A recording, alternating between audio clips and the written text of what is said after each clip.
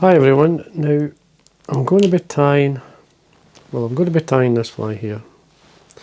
Now this is a Loch Ordie Hedgehog. Now this one's got legs. The original one was tied, I tied anyway, and this style was with the flash at the back without legs, this one. This one here must be over 10 years it's been lying in this box. So this is probably one of the original flies that I tied for YouTube anyway, not for the fishing. I fished it long before that. But basically the videos of that 11 years ago was really rough. And plus I was talking about what flies would you like to see in a fly box. And this one got three times I got asked to tie this one. So it's given me an excuse to refilm it and tie one or two. I'm going to be tying the one with the legs, or the kind of leggy one, which is very popular now, where you use, in this case is natural, pheasant tail legs, or black. Black's another good colour, and red even, red works. So I'm going to retie it because the video is so bad, and as I say I'm adding it to a fly box. So hook choice, it's up to yourself what hook you like to use. I like this one here from Fulling Mill. This is the short shank special. Now it's a size 10. But the shank length is equivalent to a size 12. It's the gape of the hook is equivalent to a size 10, and to me personally it suits this style of hook, this style of fly, sorry, and it works really well. Thread choice, I'm just using a Uni 80 in black.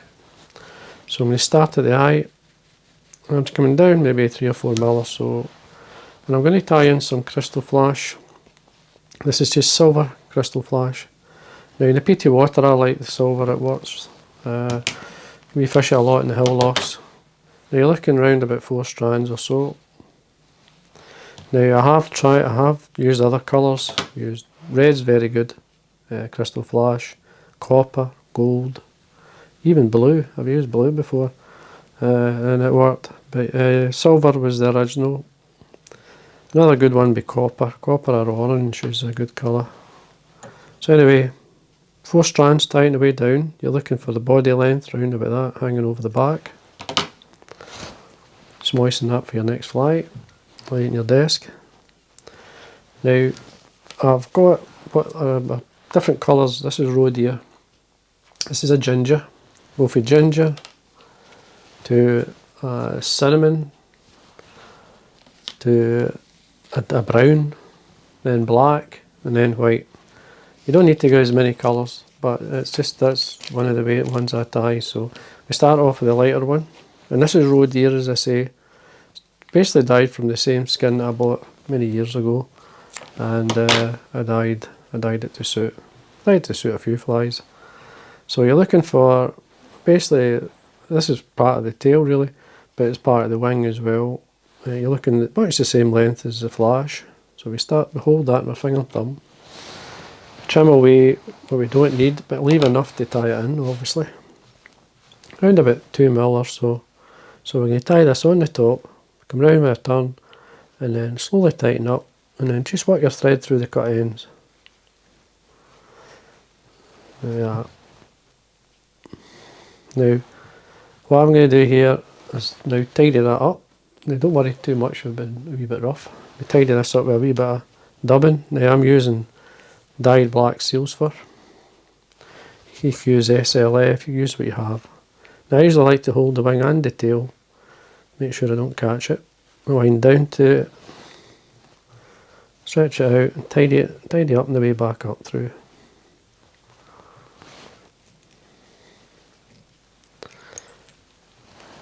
Do we see, I think that's just a wee bit too much. So I'll go back, take some of that out. There we are. You're looking for a couple of mil. You need to, there's about, as I say, quite a few different colours. So we go to the cinnamon. Give it a cinnamon colour. Now you can use what you've got, just as long as it works from a light, in this case it's ginger up to the actual white. It gets lighter obviously at the front.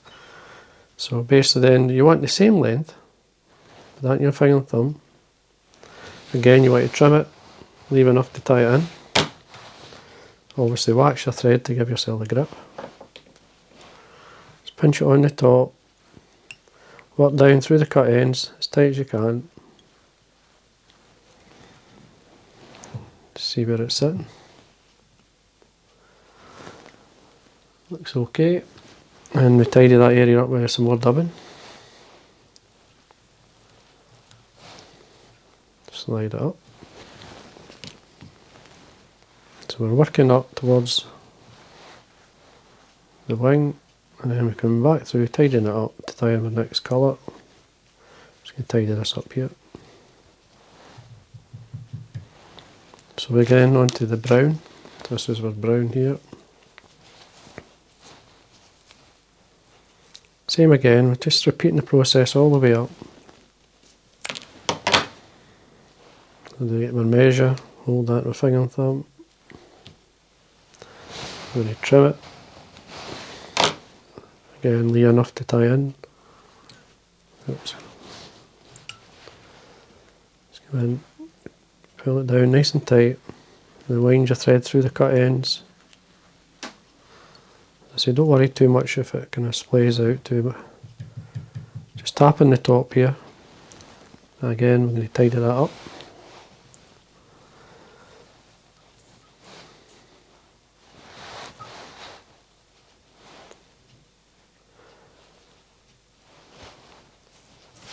So just basically working my way up to the wing again.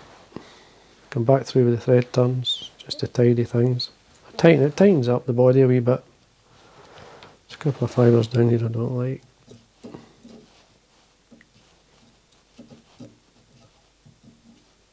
Just it's wrapped around the hook, so I'll see if I can bring it round first.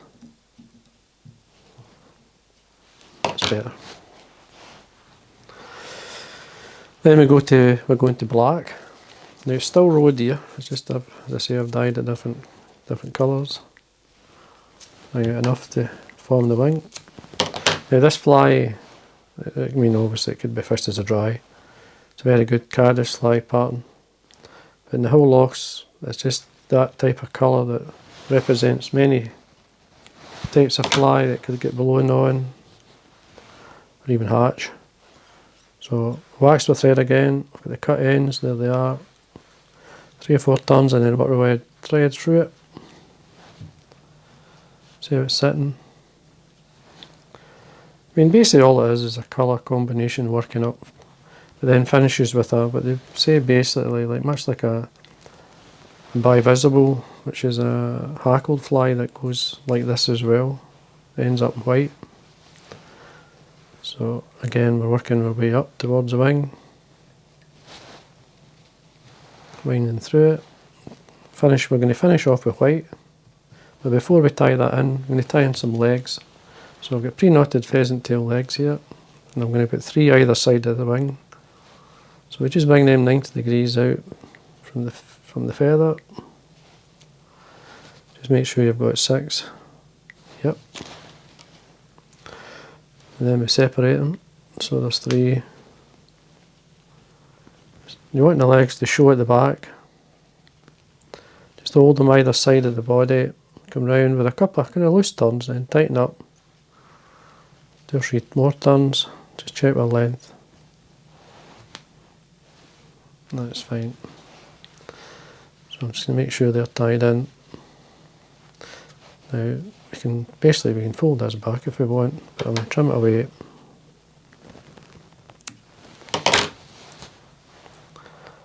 So we can see the legs are coming down either side. They'll come together a wee bit once they start to fish. But you want to be able to see the legs coming off the back. Now I'm still using, I've got the white, just to show you, this is off the back of the skin. There's just before it goes round off the tail, you'll get some natural white, this creamy colour, which is really nice. So I'm going to use that for the white. So again, just bring it, what I'm doing here, I'm trying to line up the ends without stacking. You could stack the hair if you want. I'm just going to leave it. So we're much the same length. So we put that again in my finger and thumb. But this time, we could tie it like an elk hair caddis and leave some of the deer hair over the front. But I'm going to put some dubbing at the front, so I'm going to trim it so I can actually tie it off. So wax again on my thread, and I'm going to tidy it up with the front with some dubbing. So I'm just going to work my way through the cut ends. And you make sure it's tied in. You could finish off like that, you don't need to put dubbing in the front, but I like to put the dubbing in the front. Now the dubbing could be a flash, it could be gold, or it could be a few colours, but I'm just going to stick to the original, which was just a black back, same material. So I'm just going to work from the front up towards the wing, stretching the dubbing out. This will help bring it together, it'll help bring the legs in a wee bit. And then you wind your thread through the dubbing just to tighten it up as you get towards the eye. Stroke anything going forward, back. 3 or 4 turns in. Now what I'm going to do here, put some varnish on my thread and then wet finish.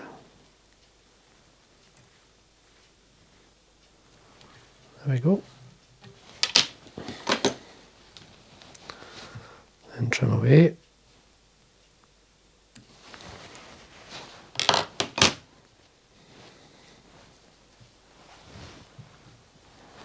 There we go. Now you could bring out some of the fur underneath.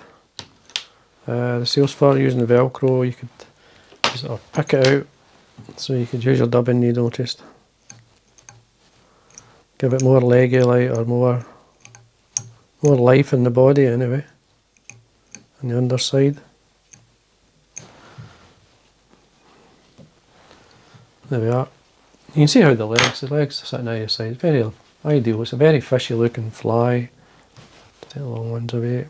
And there we go. That's the Loch Ordie again. Hopefully you can see it a bit better and hear it. So, as I say, it's a nice pattern. I get asked a lot of questions about it. As well, I get asked to put it in a box I'm working on at the moment, so I'll be adding a few to that. So I hope you enjoyed that. And again, thanks for watching.